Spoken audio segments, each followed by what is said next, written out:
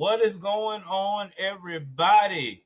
Welcome to another edition of You Guessed It, You Can't Make This BS Up. This is your host, Joel Davis.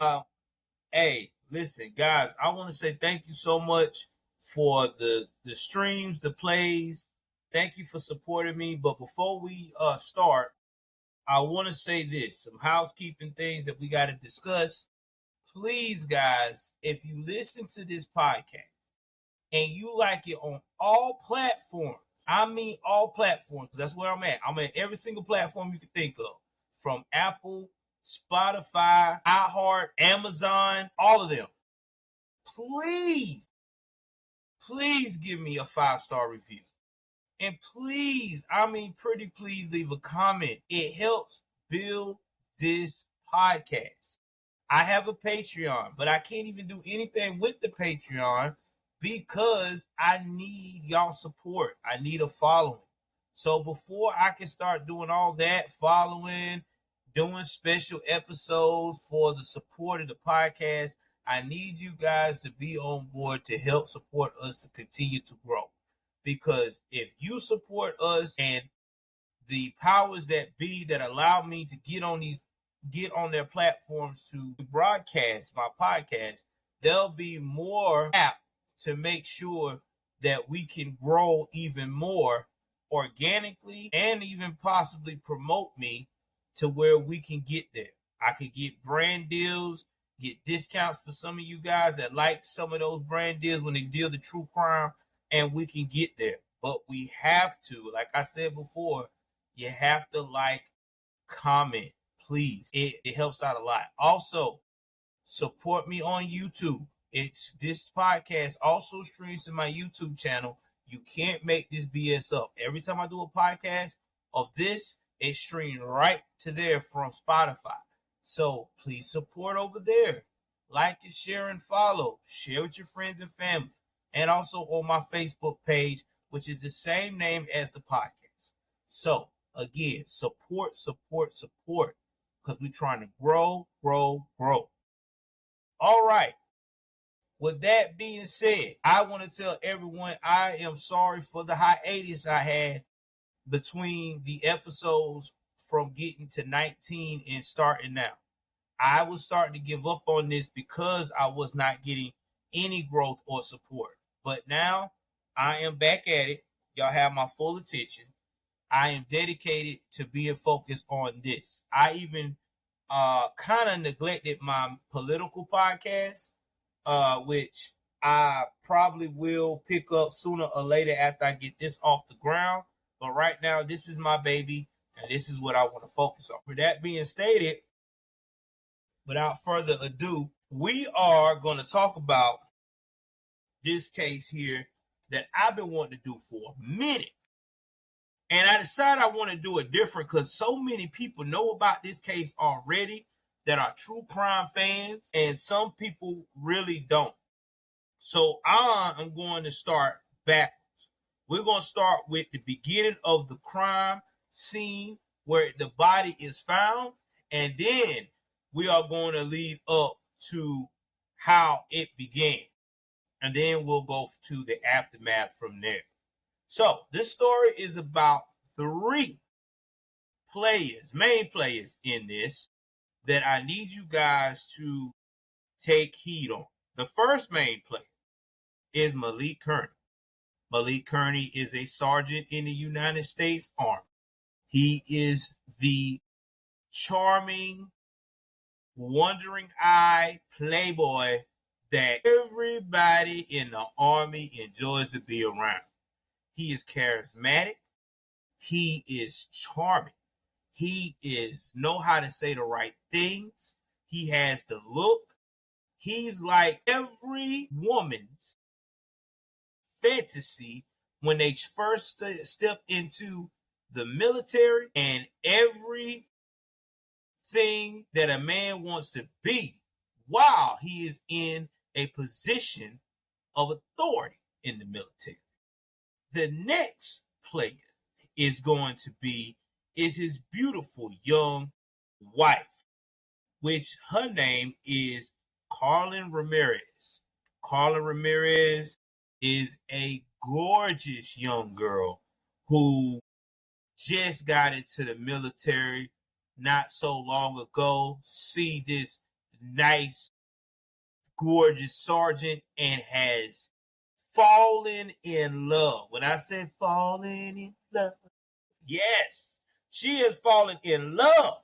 That's her boo. That's her husband. That's her everything. This man is her soulmate. And then we have one more play. The one that everybody know, the side chick who I'm going to call her Delgado. Now, that's her last name. I want to say her first name is Donna, but we'll get to her full name when we get there. But right now, I'm going to respectfully call her Delgado. She's the side chick, ride or die. You know what I mean? She the one that whenever the main dude, the main wife is not doing her part, the first thing he gonna do would be like, yo, babe, I need you to come through, get me right. And you know it, she is going to get him right with whatever he needs her to do. So those are the players. So we are going to start at the crime scene. This is in August 2015. Now, August 2015 is a horrible time for this family, especially the Ramirez family, because their beautiful, beautiful daughter, sister, niece, cousin is found deceased in her home with the baby in the crib just a crying. Now, everybody in this neighborhood is shocked because this don't happen here, okay? Now, meanwhile, while that is going on, this U.S. military mother is deceased. The husband is like 500 miles away, you know what I mean, at the station, at the military base in South Carolina, Fort Jackson, you know, doing his military obligations. And even when this all first happened, his alibi appears to be pretty solid. But they're going to find out it ain't as solid as it is, but we'll talk about that later. Now, the whole reason that this actually even took place, the motive, which again, I'm telling you this a little early, is because Malik just didn't want to be married anymore. Okay? Malik got to the point that he felt like that his life would be better off being a bachelor. All right? Because he knew in his mind that he had done so much dirt to his woman that she was going to cut him loose anyway. Because she was starting not to feel like her boo was really going to be her soulmate. So he decided, well, shit, if I can't leave out of this thing, you know, by her terms, I'm going to leave out of it on my terms. Okay? Now, let's talk about why people usually do this. Because I know a lot of people ask, well, why do these people always want to get rid of their spouse? It's always because of three things. It's either because they're in love with someone else, it's either because it's money, or 9 times out of 10, like I tell everybody else, love, money, and you guessed it, jealousy. That's what it is. Love, money, jealousy. And it always comes to those three things why they want to get rid of their spouses. The love part is they love somebody else. And the person they in love with done gave them an ultimatum. I ain't going to be the side person. You need to step up and either choose between me and them. So they feel like they can't choose, so they just get rid of one. Then you got what I just said before, money. Well, if I leave out of this relationship, I got to give half of this, half of that. Oh, I got an insurance policy out on them. Get rid of them. That's not least, it's jealousy. You want to get rid of me now because you can't stand me, and then they find out that that spouse is moving on? Man, bump that. I can't be with you. No one else will. So that's just what it is. It's always those three. It's never, ever anything in between. It's always those three things. So anyway, as I was saying, they don't care if they're going to spend their life in prison. But you got to understand, how did the beautiful Carla Ramirez arrived from the end of her life to begin with? Well, we got to go all the way back to Del Rio, Texas. That's where Carla Ramirez was born. And let me tell you, the world was ready for this woman when she came in on April 10th, 1991. Now, when she came in this world as she was growing up in Betrayal, Texas, she loved hunting and riding horses. This girl was also an incredible athlete. She was in volleyball, basketball, cross country. Her mother, Susan Ramirez, even told not only the Maryland Gazette, but other news outlets and newspapers that she was a risk taker. All right. She didn't let nobody put fear in her or it have any kind of fear. Now, she was also the type of person that she liked to take on and tackle a lot of things. All right. No matter how tough they were. Okay. Not to mention, she liked to take her time and analyze things too and do what she got to do. But anyway, Carlin graduated high school in 2009. And after that, she attended the University of Houston, because she wanted to study criminal justice. And at the time, what I've heard from what I researched, she wanted to be a cop. About 3 years into her degree, she decided that she wanted to do something a little bit more challenging. She wanted to serve her country, and she wanted to go in the U.S. Army. So she joined the Army in February of 2013. Now, she was assigned to several bases in that time frame. Let me discuss some of these bases. She was stationed at Camp Humphreys in South Korea. Let's see here. Now, during that time, when she got to Camp Humphreys, which I think that was her first duty station, that's when she met the man that will set all of this crazy shit into motion. And that is Malik Kearney. That is right. He was an Army Sergeant First Class. Now, if you don't know what an Army Sergeant First Class is, that is a 6 in the Army.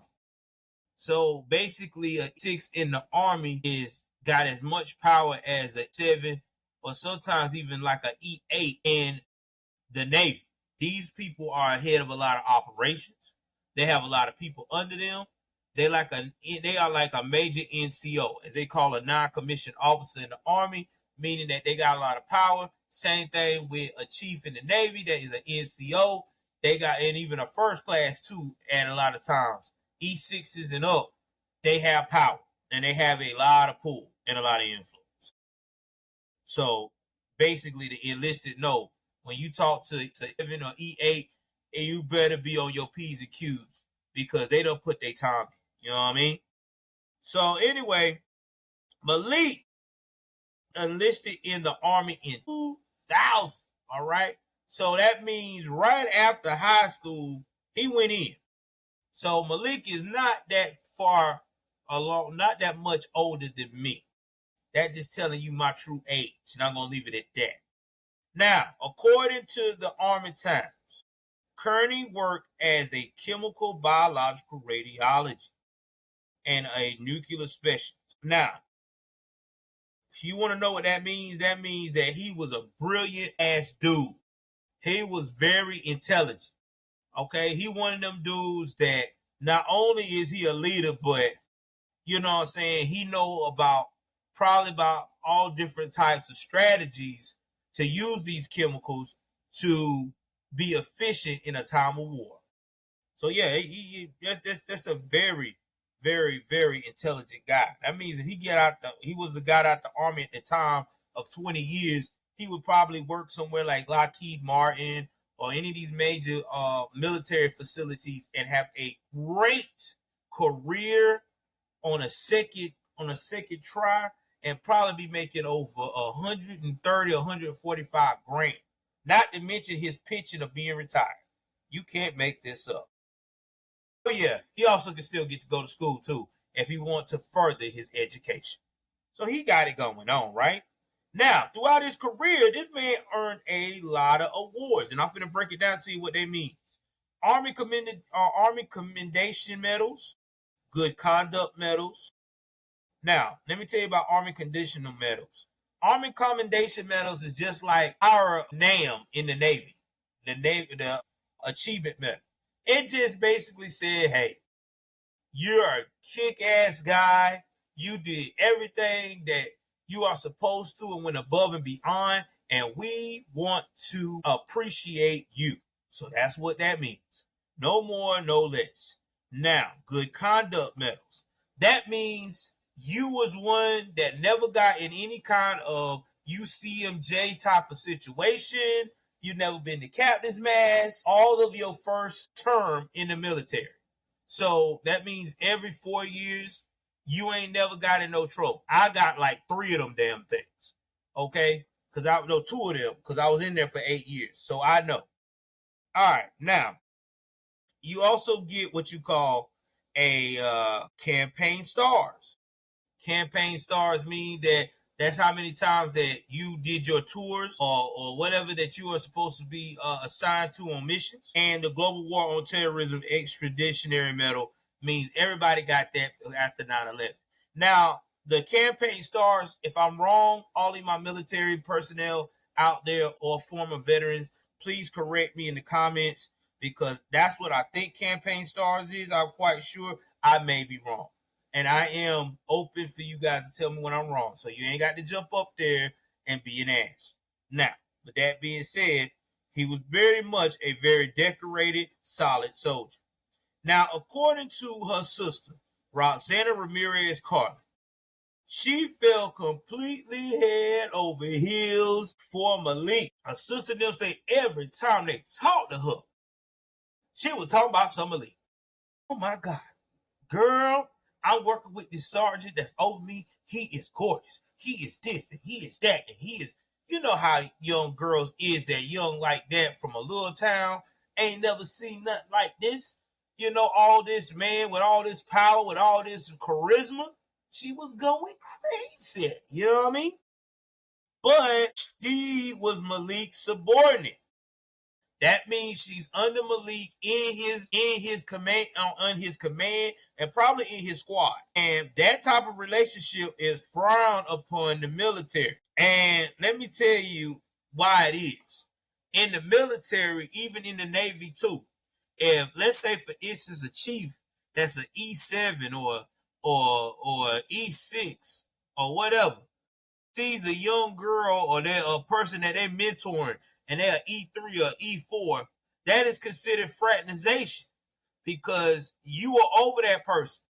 You ain't got no business dealing with them like that because you over them and that could cause a conflict of interest. Now, let's say for instance, y'all in 2 different locations and not in each other's unit and you know, y'all ain't even in each other's field, but y'all find each other, got to deal with each other, this, that, and the third, then, you know, they'll excuse it. Because, okay, y'all met because y'all ain't in the same command. Y'all in different things. It's cool, fine, whatever.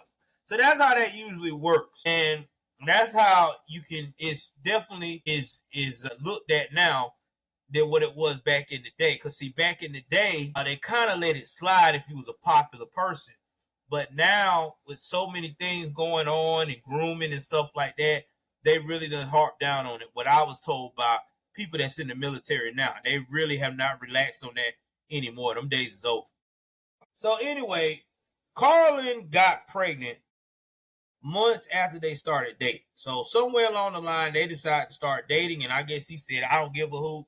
I want her, she want me, let's do this. And was said that she was excited to have a baby because this young girl had survived cervical cancer and was told she would probably not be able to have children.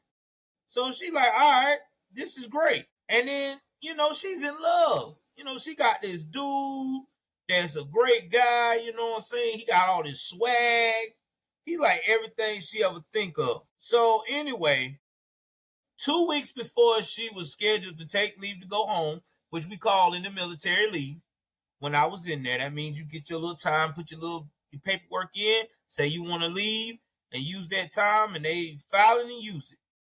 She got offered a job for National Security Agency, the NSA. So again, this is like an expertise of being able to do high-tech security for the U.S. Now, she was stationed at Fort Meade in Maryland. So Carla moved to Fort Meade in 2015. Now, again, she's a private first class and information technology specialist with Fort Meade's 700th Military Intelligence Battalion. So what that means, she is a private first class. She is basically E3. She's not even an E4 yet, but she's about to be there. Now, when she gets to be an E4, she'll be considered a corporal, or like in the Marines, or a specialist. But right now, this is what she is. She is a E. Now, either way it goes, while this is going down, while she's in Maryland, Catalia Vale Kearney was born in April of that year. Now, Carlin and Malik got married a few months later. Now, again, like I said, Malik was stationed at Fort Jackson, South Carolina. So they're apart most of the time. Now, according to one of the people that knew them, retired Sergeant First Class Leroy McDaniels, he said they got married because of their rankings. And they had to, quote, put something on paper because it was not allowed anymore. So that's when they started cracking down. So they got grandfathered in. And to get grandfathered in on that, you had to put down on paper that y'all was actually married. Could be no, oh, that my baby mama, or that my, the military don't play that. You better get married, and y'all better make it work. Y'all took the time to play around, y'all better take the time to hold it down.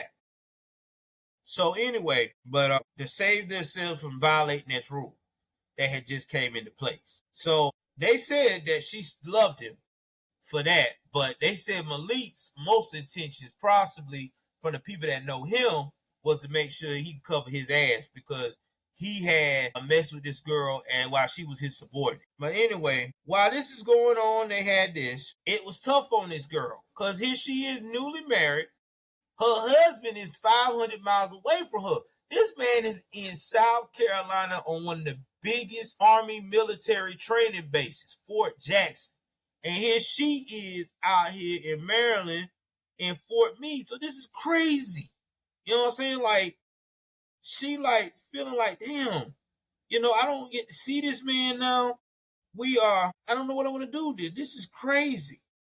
I'm in Fort Meade and he's there. Now, anyway, usually the military sees this and usually most of the time, try to station the spouse and the husband near each other. Now, most cases I've seen when I was in the Navy, like let's say they had this going on, the senior person out of the relationship, like him, could actually ask, hey, you know, I know y'all got me at Fort Jackson, but can I get an early you know what I'm saying, duty station change due to, you know, life circumstances? Can I get transferred over there near my wife at Fort Meade? I can teach over there. Or if I can't get to Fort Meade, what another base that's not too far away? So I don't be 2 hours and 3 hours away from my wife. I might be an hour away, an hour and a half. You know what I'm saying? Versus 500 miles. Bruh, that's a hell of a drive. That's like 7-8 hours away from the wife. So anyway, Carlin and Malik had only been married for 5 weeks at the time of her murder. And they had never lived together. And a lot of people did not like that at all. Now, Carla's sister, Roxana, lived with her for a few months because she was lonely. But then Roxana had to later move back to Texas. Now, at the time of her death, Carla was living with a woman named Marissa, who was also a young mother. And, you know, they were supporting each other. Now, I do not know if Marissa was in the military, but I just know that she was living with her. So after 2 weeks of the marriage, now, since I had to put that extra tidbit, Malik drove to Maryland because he's trying to reconcile, but Carlin obtained a restraining order that prohibited him from contacting her. Now, The reason is that she was getting tired of feeling lonely. And she felt like he just was not giving her enough attention.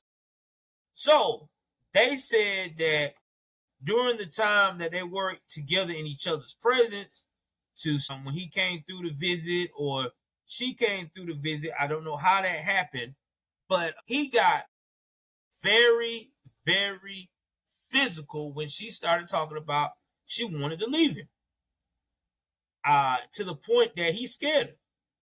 He basically was like, nah, you ain't letting no damn well. You ain't gonna tell me when I'm gonna leave. Now, this reconciliation part, I think it was because he knew with his contact order, it could make him look real bad in the military. Because the military get a whim of you putting hands on your spouse, that's automatic UCMJ. He didn't want to do that. This man been in since 2000. 15 years. You had a spotless record, and now you lose your cool and with your wife because you don't like her calling you out on your BS. Oh no, I gotta get this corrected, So that's what he was trying to do. He was trying to do damage control. That reconciliation wasn't really genuine. It was a damage control thing. Let me go ahead on. Let me tell her I'm sorry. I love her, and this will be okay. That's what that was. So anyway, Caitlin, Carla wasn't hearing it. She was like, this ain't it working. You doing your thing. I don't know what you doing. And when you do come up here and I'm trying to explain to you how lonely I feel, you want to be irrational. I'm out. So anyway, she started telling people that she don't know how he really feel about her. She don't feel like he is into the marriage like she is. And she just feel like that maybe he just did this just to protect himself after all because of his job title and things of that nature. So on August the 25th, 2015, this is the day again that Carla Ramirez was found shot to death in her town home in Servin, Maryland. Now, her roommate was out of the state at the time, and then Carla was found upstairs of her home. Now, someone put a gun against her body and fired 3 shots, 1 in her side, 2 in her chest. Carla's 4-month-old baby was found unharmed next to her body, which is so fucked up. At first, patrol officers thought the baby had been killed, but apparently the baby was just sleeping. God, bruh, you gotta be a very sick and twisted individual to kill a woman that has a newborn baby and put said baby beside her cold, dead body and just leave it there like it just spilled juice. That's just, oh my God, bro. You can't make this shit up. So either way it goes, when the officers get in there, they see that Carla is not wearing pants and her underwear was pulled down around her ankles, looking like a sexual assault. Now, she had some bruises and scratches, but her autopsy found that she was not sexually assaulted, and there was no signs of forced entry or robbery in the townhouse. And the murder weapon was missing. So either way it goes, seeing all this, it makes you wonder what really happened. So maintenance workers, they called the police that morning because they saw 2 dogs running loose through the community. And the workers tried to catch one of the dogs, but it ran through an open glass door. The workers went to the front of the unit and received no answer. So they called the police, a neighbor who asked not to be identified. They told the Maryland Gazette that her husband was out walking around 6 a.m. that morning and a small dog kept following him. The dog scratched his leg and ran towards Carlin's apartment unit. The dog ran back and forth between the man and the unit.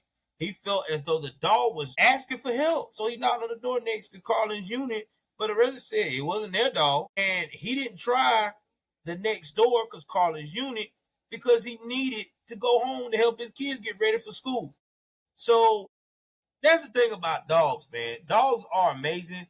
They actually know when something's wrong. And I have a small dog Love him to death. Shout out to River. That's what I made my logo off of. And he's very intelligent. River can tell you in a heartbeat that something's going wrong or something's wrong, because he has a way of alerting us that, hey, something's wrong here. You need to check on it, especially when my wife is really sick. He knows how to let us know to come in and check on it. So anyway, at first, people probably going to be suspicious about this guy walking and talking about his dog walking back and forth. But anyway, so Carlin called her mother and sister hours before she was killed. Now, Roxanne, Carlin's sister, told Crime Watch she said, I don't know what is wrong, but I don't feel right. I don't feel safe. Do you think my baby knows I love her? I'm like, why are you talking like this? What happened? And Carlin said, I don't know. I can't tell you. I don't know. So basically, I've always said that when people are in a dangerous situation and they have a sixth sense that this situation is not turning out for the better, that's what they start doing. They start questioning things and the loyalty of people around them, because they got that sixth sense that something's not right. Anyway, she just kept telling them she didn't know. And so they just left it at that. So Carlin's mother, Susan, also told Crime Daily that she told me she was having a panic attack. And I said, Carlin, what's wrong? She said, I can't discuss it. It's nothing I can discuss with you. And so her mother automatically thought, well, it must be work, because she was in the NSA. And, that's confidential, because you can't really talk about certain things. And so that's why she brushed it off. Well, Roxanne said she couldn't sleep that night. So she texted Carlin. Her phone indicated that she read the text, but she didn't reply. Susan called Carlin several times and she didn't answer. So I think it was eerie to them that she saw the text and didn't reply. That really kind of bugged it. So anyway, so now Malik was a person of interest, because the police learned Carlin was planning a divorce. But initial evidence confirmed he was in South Carolina around the time of the murder. His Netflix account and cell phone activity supported it. So Malik's like, yo, man, I love that girl. That was my wife. I know I put my hands on her because I was frustrated, but damn, y'all, I love that girl, man.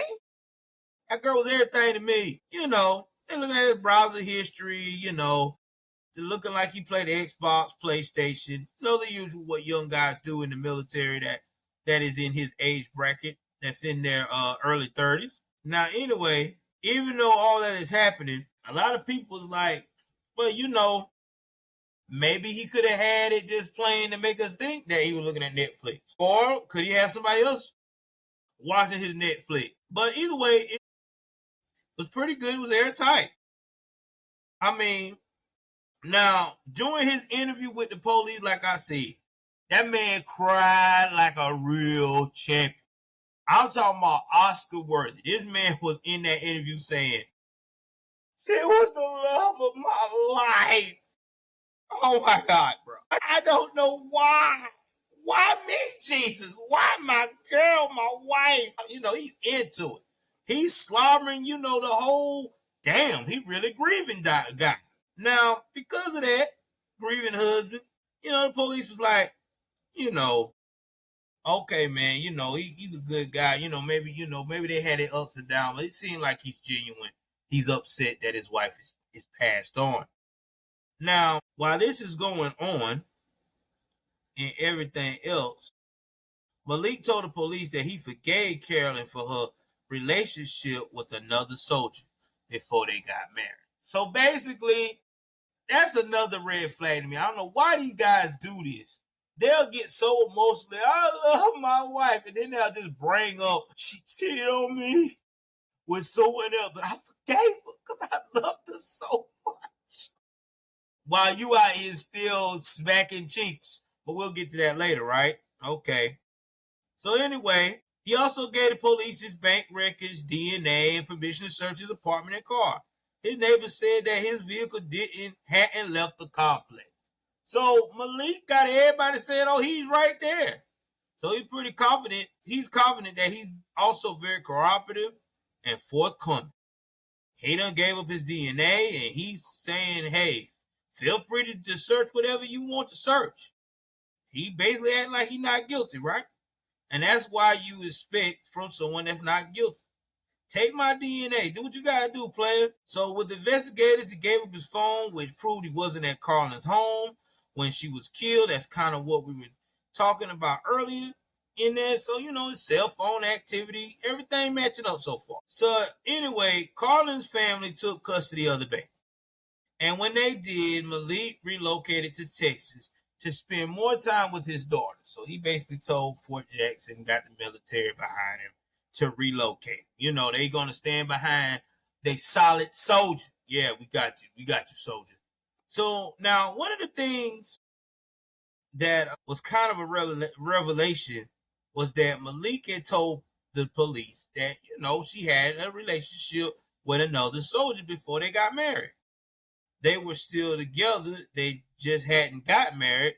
But he said, you know what? I forgave her. So he's saying, I'm a big person. I'm just still trying to, I forgave my wife. His side of the story. But unfortunately, Carlin is not allowed to tell her truth.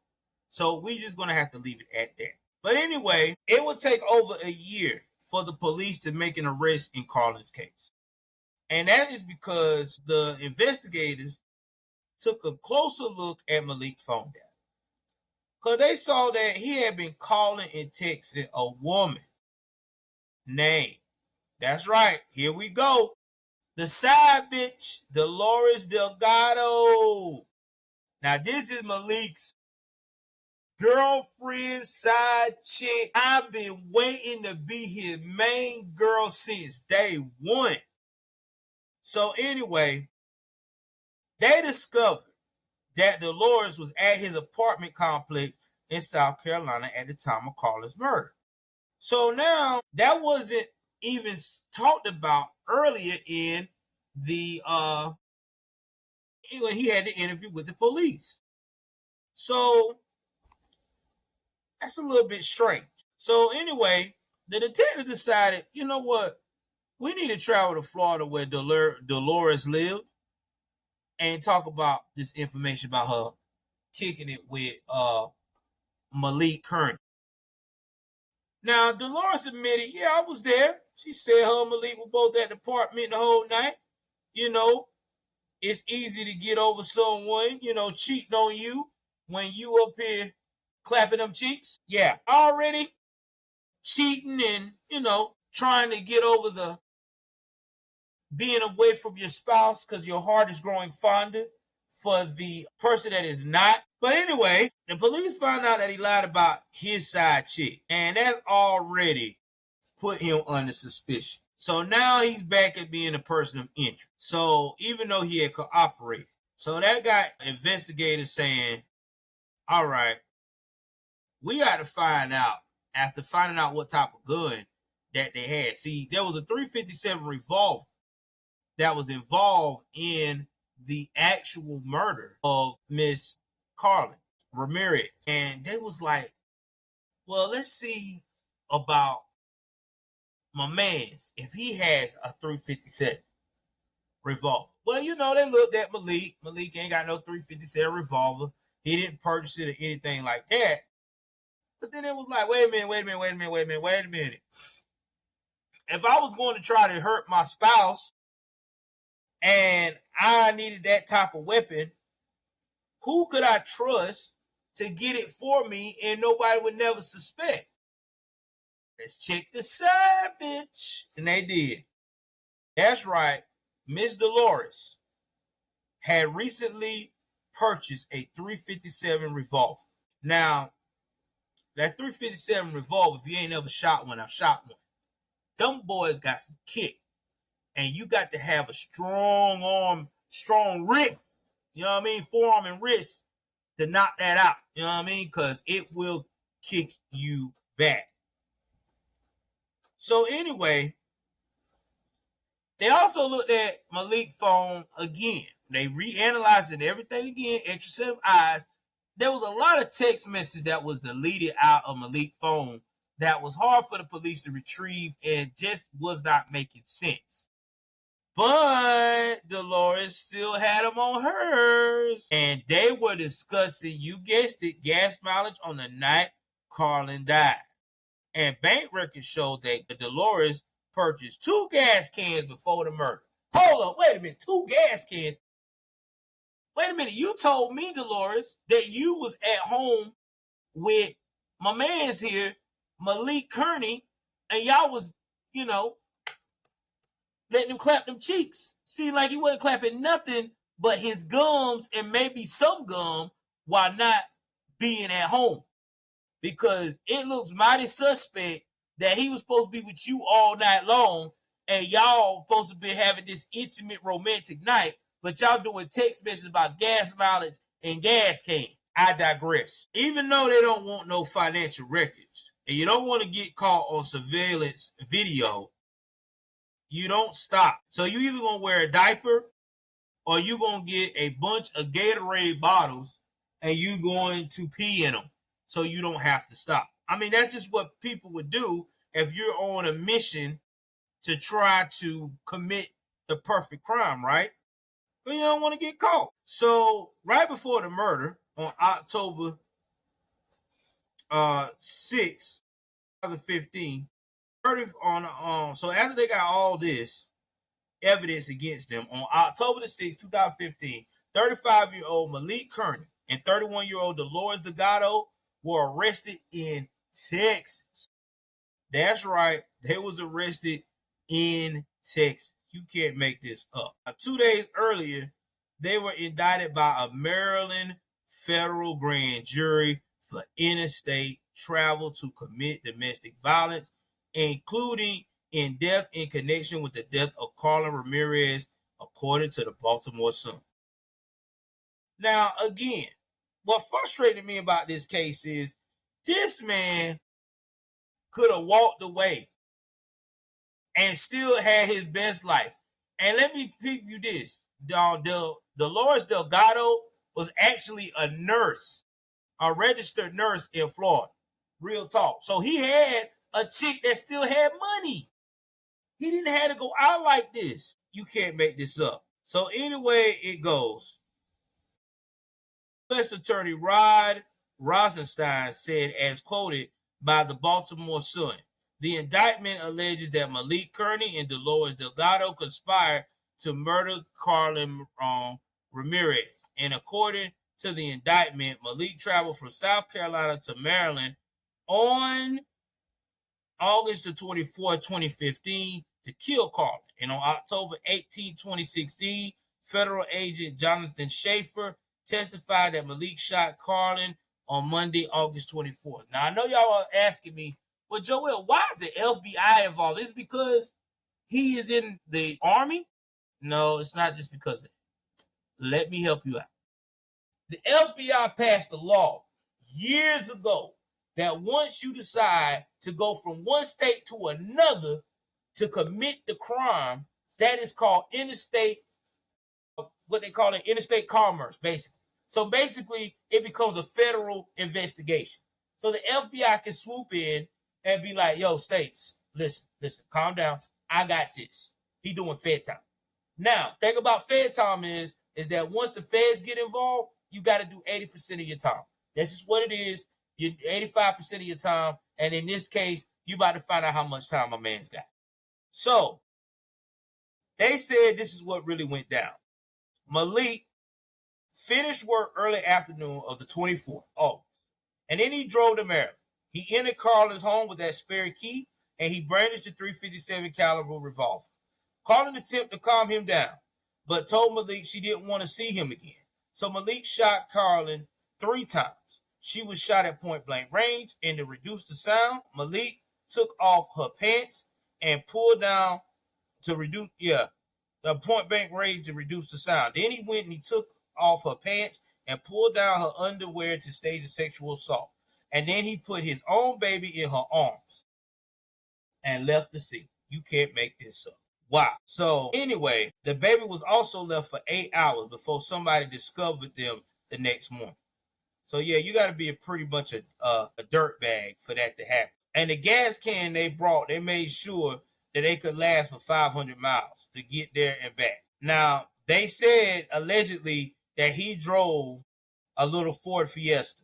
Now, that is a small ass car, or something similar to like a Ford Fiesta, for him to be able to pull this off. Now, Doris Diago at the time remained in South Carolina while this was going on. He was traveling back, and she was playing with his cell phone that he left behind. So that way she could be able to stream what was going on the shows and make it look like that he was home the whole time. Till he remained back into South Carolina the next following morning. But anyway, at the end of the hearing, a federal judge ordered Malik to be transferred to Maryland to await a trial. After the arrest, Dolores' ex-boyfriend called the police and reported that he helped her dispose of a gun in Florida. Woo! Boy, I tell you, she must have thought that little thing downstairs had enough power for him not to say nothing. He thought it could be the missing murder weapon, and he had thrown the gun into the water and disposed of the evidence. So, with that being stated, he said that Dolores called him and basically said, "Hey, I need your help. I need you to get rid of this gun, and I need you to get rid of some other stuff, but don't ask no questions." And he was like, "Yeah, okay, I can do that. I help you out." And then he did what she asked until he found out why she did. Listen, I don't know why he did it. Maybe he still had an attachment for her, but I don't want none of my exes to ever call me to throw away nothing. I'm like, nah, you better find some other sucker. But that's why you an ex for a reason. Why are you even calling my phone? So anyway, after he agreed to cooperate with the investigators, he was able not to get any kind of time done. To get any time. So basically he came out smelling like a rose. So on August 8th of 2015, Dolores Diago, the writing was on the wall, and pleaded guilty in the federal court for interstate travel to commit domestic violence, resulting in a death. She took that plea deal so federal prosecutors would not seek the death penalty and we see that, time and time again. So anyway, with her doing that, she had to probably testify against Malik. So that right there was the only way she was able to get that plea deal. So anyway, Malik Kearney trial started in 2018. And when July 16, 2018, and when his trial started, it was prosecuted by the Assistant U.S. Attorney James Warwick, and the defense was led by Quasi Hawks. The prosecutors told the jury that both Malik and Carlin were unfaithful to each other during their short marriage because they lived in separate states, and Carlin had obtained a protective order against her husband in summer 2015. They also told the jury that Malik planned it out the murder when Carlin tried to leave because he was upset that she was going to end it and it wasn't on his turn. Now, I know people asking, well, how the side chick felt about this? Well, the side chick probably was pissed that he still had feelings for his wife, but she sure was on board when he was talking about getting rid of her. Now, 2 men testified about being involved with Carlin days before she was killed. Assistant U.S. Attorney Work also said that Malik was furious when he learned that Carlin was having an affair. He texted her over 900 times in 2 days. Now, while he's supposed to be planning for Delgado to come up and work him out, he worried about who working his wife out. You can't make this up. He went from pleas to threats. It's a lot of text messages. Like 900 text messages in a 2-day period. Man, I don't think I even sent my wife 900 text messages in a year. And we live together. And we even had arguments. I don't think I've done that yet. No, not 900. It's a lot. But hey, man, that's what happens when you are obsessed with someone, right? So anyway, Rosanna Rodriguez, she also, Carla's sister, testified that Malik called her about a month before the murder. And he said, according to WBAL-TV, if my sister could not be with him, she would not be with anyone else. She has to be with me. She's only going to be with me. Listen, I done told y'all, Y'all be thinking that shit be turning y'all on when you hear men and women say that if I can't be with you, nobody can have you. You better run, because that is not good behavior. That is dangerous, very dangerous. That is obsession. I love my wife, but I'm not that obsessed over my wife. I would be hurt with her being with someone else, but I'm not going to kill her for leaving me. That's dumb. It's the mother of my children. What would that?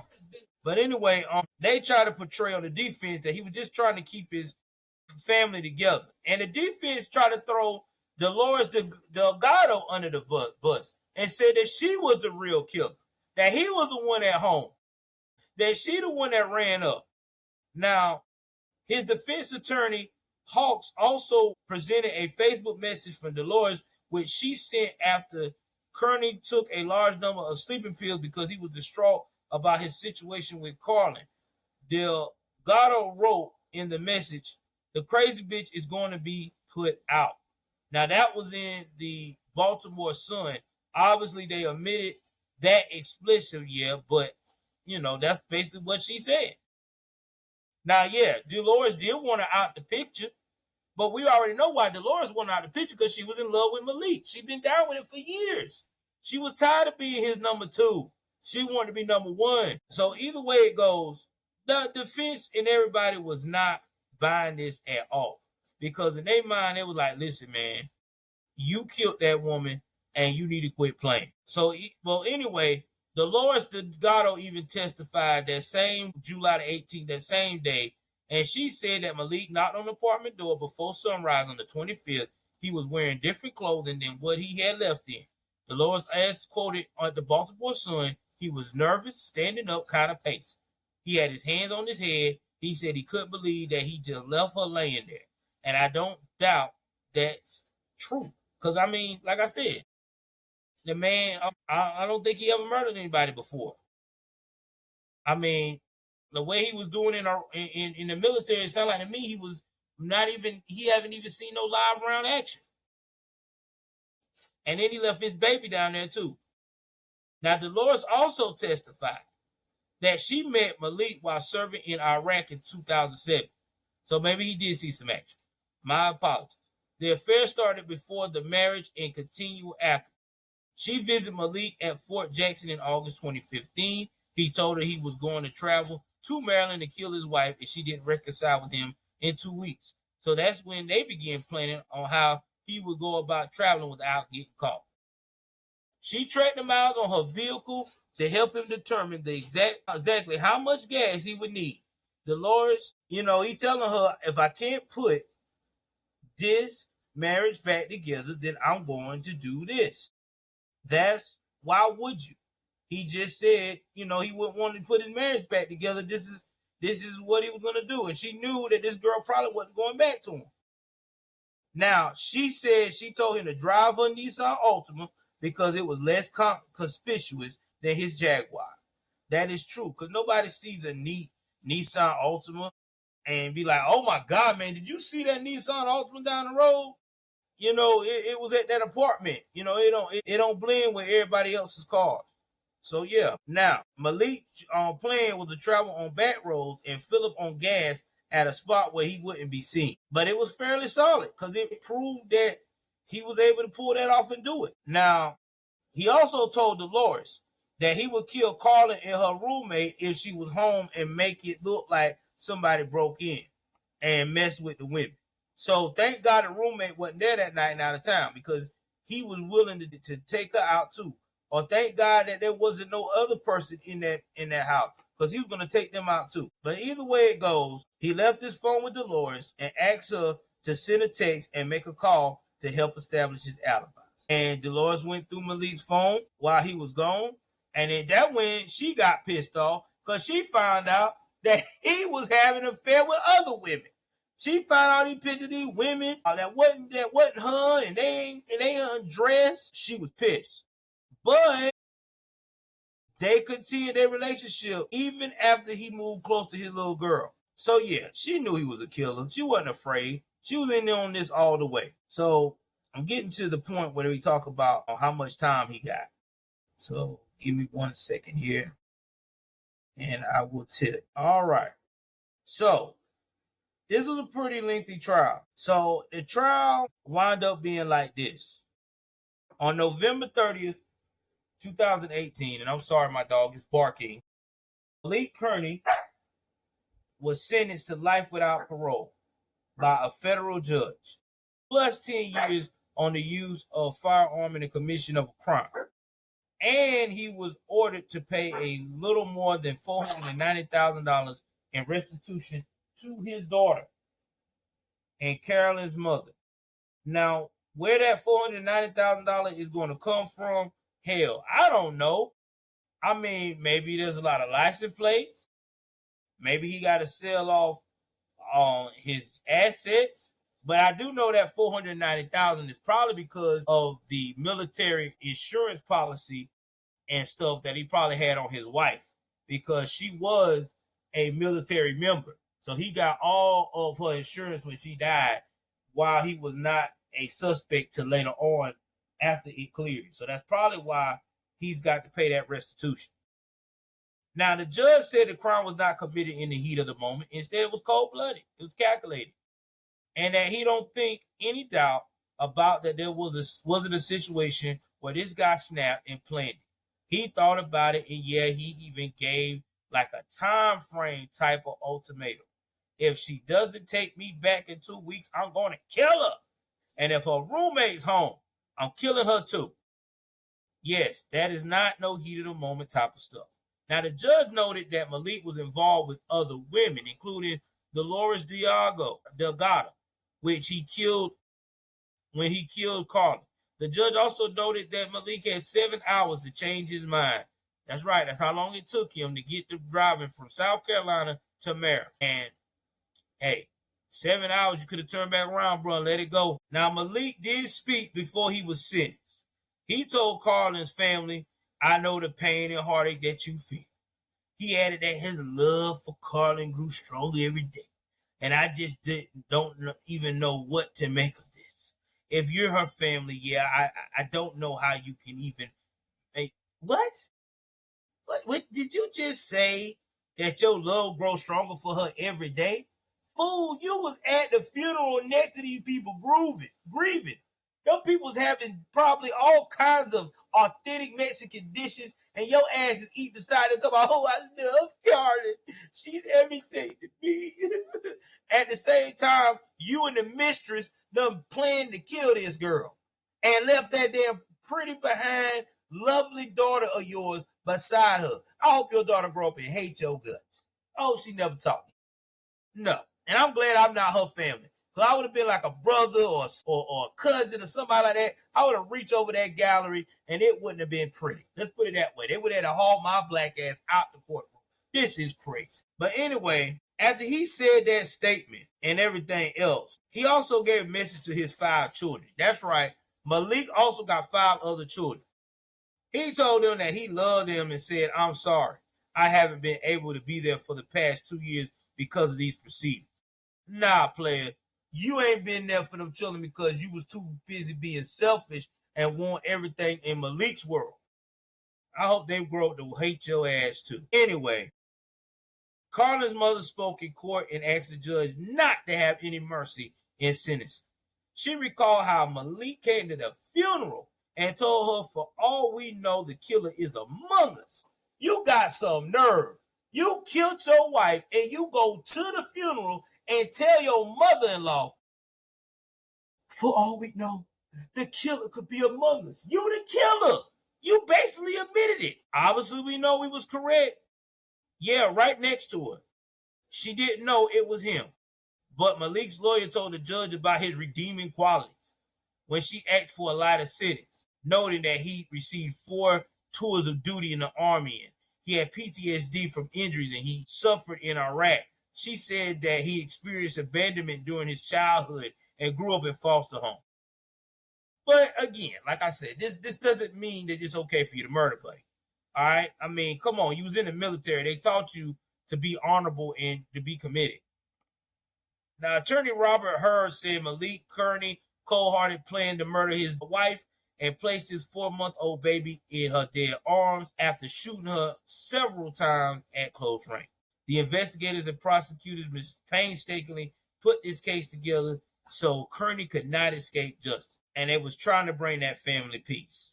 So either way, you know how these killers do. Malik tried to appeal his case. He tried to say that basically he got forced to do everything and that it was not a fair interrogation, all that BS, but it was denied December 16, 2020. Now, let's talk about Dolores Delgado. With Dolores Delgado participation in everything that they asked her to do, she got 17 years in prison. So, as of now, I don't think when Miss Donna Delgado, Delgado gets out of prison, is going to be looking up for Mr. Love of her life, Mr. Kearney. I think that this chick is probably going to move past his ass and keep it moving. So, guys, this was a tragic story, even though my wife is rushing me to hurry up, but I am trying to do what she asked me to do right quick. Love her to death. But either way it goes, man, let me tell you this. When it comes to this type of the story, this just gives y'all another example. Is that if you want to leave out of a relationship, just fucking leave. It's okay to lose all your shit. You'll always get it back. And if you don't get it back, guess what you got? Freedom and a peace of mind to do what you want to do. Now, if you ain't got the balls to leave and do all those things, then don't be like these jackasses here and try to commit a crime and think you're going to get away with it, taking someone's life. Because at the end of the day, the police will catch you. Science will catch you. Your conscience will catch you. You never get away. And the faster you guys learn this shit, the better off you will be in making the decision to either stay or go. That's all I got. Once again, thank y'all for joining us for another episode of You Can't Make This BS Up. This will be up very soon. I hope that y'all enjoyed this episode, and please leave me a comment. Please rate me 5 stars on all the podcast forms that y'all listen to. It helps me grow. Okay? It helps us grow. With that being stated, y'all know what it is. I'm out this bitch.